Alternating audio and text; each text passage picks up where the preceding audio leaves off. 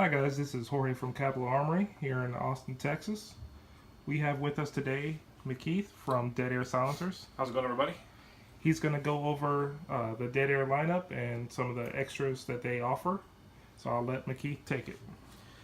How you doing, guys? We could spend hours going over all the fine details. I'll just go over some of the main basics as far as what works best on what platforms and kind of get things set up in case you guys have any questions that the main source of stuff will help you answer. When it comes to rifle cans, these are your four primary setups. Everything uses a solid stellite core, so it's full auto rated, no barrel length requirement.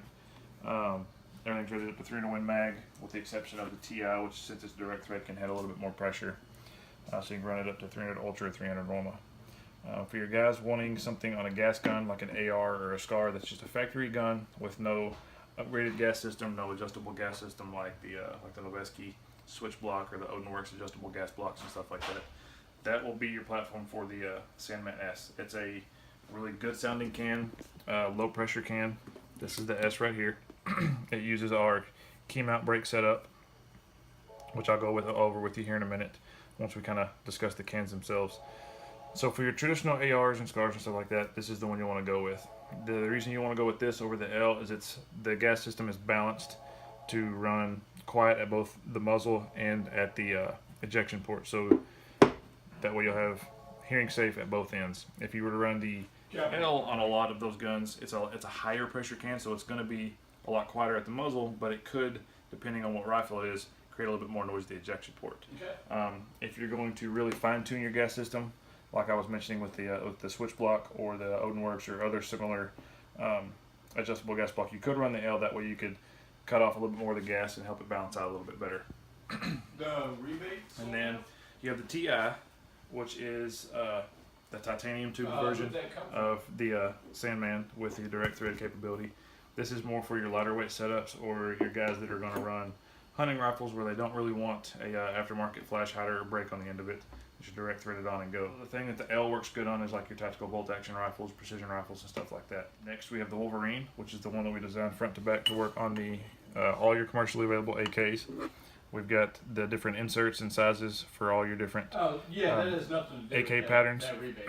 So you've got everything from your so got all your different sizing from your standard AK left-hand thread pattern all the way up to your 24 and your 26 for your cranks and Ugos and stuff like that. So you've got inserts where you can change it out for all those, larger collar for those as well. When you're trying to mount a can to an AK, it's got its inherent thing of complications that make it hard. In the past, you had to spend hundreds of dollars on barrel work just to have it to where it would mount okay, and even then, it's a lot of times you'll end up with a lot of overgassiness and ejection port noise and a lot of gas in your face. We did a few things to this one to combat that. It uses a modified version of the Sandman S core. We did a few things to help with the pressure, to give you a better dwell time, and also to combat issues like barrel whip, thread inconcentricity, and stuff like that. So the baffle stack is tuned to work really well front to back on your AK platforms. If you have any more questions on that, Capitol Armory, those guys have got a lot of videos and stuff on the Wolverine itself, and then we've got some other ones out as well. Next, we'll get into the pistol can. It is the Ghost M. It's a modular 45 can. You can run it all the way down to 9 and even below that if you like, but that's where it kind of shines at. It's modular in the sense that you have a long configuration. You can take this extension off and have it a short configuration just by removing this end section.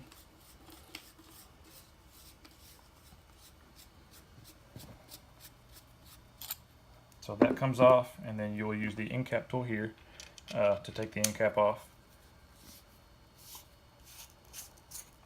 And all you have to remember there is that the last baffle always follows the end cap. So a lot of times it'll stay captured in there because the wipe will kind of hold it in place as well. So you'll drop that in there, and there's your K configuration. Another cool feature on the Ghost is the modularity of the mounting portion of the can. You've got all your standard piston booster assemblies. One neat feature on ours is that the whole booster assembly is removable for when you're running a 3-lug configuration. Instead of making the can longer by just adding it to the back, it actually opens the space up and allows you to fit the 3-lug assembly inside the can. So as you can see here, it makes you about a good about a good ½ inch shorter overall when you're comparing to a standard piston assembly, instead of adding a little over an inch in length. Same thing when you get shorter, it just gets that much easier. For your direct thread options, you can run it the way that a lot of guys have run it for a long time, just by putting the spacer in place of the booster spring, or we actually have direct thread caps that will work real similar to the 3-lug setup. Moving on from that, we've got the Mask HD. It's our 22 can. It's been a really big hit for us and really well known for a couple of features. One being the lack of first round pop. Guys that are shooting rimfire, they'll tell you that one of the biggest goals people reach for and one of the hardest things to accomplish is the lack of first round pop. If the first shot's not real quiet as the rest of them, it kind of makes things not as fun and not as enjoyable. We're able to do that by adjusting some of the ways the baffle stacks are cut and stuff like that. It's also full auto rated. It's rated all the way up to FM57, so you can run it on all your rimfire platforms, your 17 HMRs and all that 22 mag and all that fun stuff. Now that we're past the cans, we'll talk about a couple accessories. One of them is the Pyro. It's got a couple different feature sets as far as what you can use it for. A lot of guys that are running a flash hider instead of a brake, they'll want a little bit more of the brake capability, a little bit more compensation, so it works well in that instance.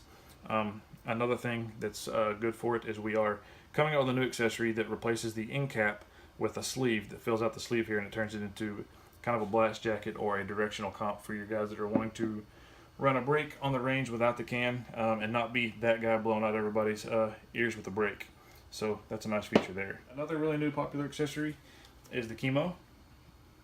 It allows you to arm mounting system on 2 different cans. You've got your Saker line and the Omega line, and it also works on the hybrid. It allows you to take off the ASR mount and use our Keymount system. Well, I'll go over that in just a second. And then here's what it looks like on a Saker, so you can see it fits the platform well. It actually saves you into having a nice one-handed mount system. So if you're going to run some of our cans and you already have a couple of SilencerCo cans, you can still run one mount on your rifle and be able to use those cans as well as your new dead air cans. It uses a tapered compression mount that locks in with these keys. So what you do is you will look for this one's not timed, but traditionally you'll have a timed mount, and you'll look for the notch that's right here, and that's where you line that up at top dead center. In this case, we know where it says it's right here, but the reason that notch is there is even though there's keys on the mount, you want to be able to have good repeatability, so it goes on the same way and locks in the same place every time. So cranks on by hand. So one-handed locking function, taper seal, no movement, no play, everything locks and is in place. Same thing for getting it apart. One-handed. One thing a lot of guys like this setup for is they're guys that like to run their muzzle device back inside of a rail, so they can tuck the can down in there and just have a little bit of the silencer sticking out. So now that we've got that kind of knocked out, talk about a little bit of exclusive we're doing for Capitol Armory. Since the announcement of the Sandman, there's been a lot of popularity, a lot of want for the raw version of the Sandman that we posted some pictures of, and really just did it to show the engineering of the can and how nice it looked in its raw natural form. Since then, we've had tons and tons of requests for the raw version of the silencer. Cool thing is once you run that silencer and get it nice and hot, you get a little bit of nice coloring on it, so it lets you know kind of what it looks like once you get it nice and hot and really put your can to work. That's kind of our lineup. If you guys have any questions, feel free to reach out to us or these guys here at Capitol Armory. They're very familiar with our product, and they move a lot of it, so we're very thankful for that. Thank you guys. Appreciate it, Mikeith.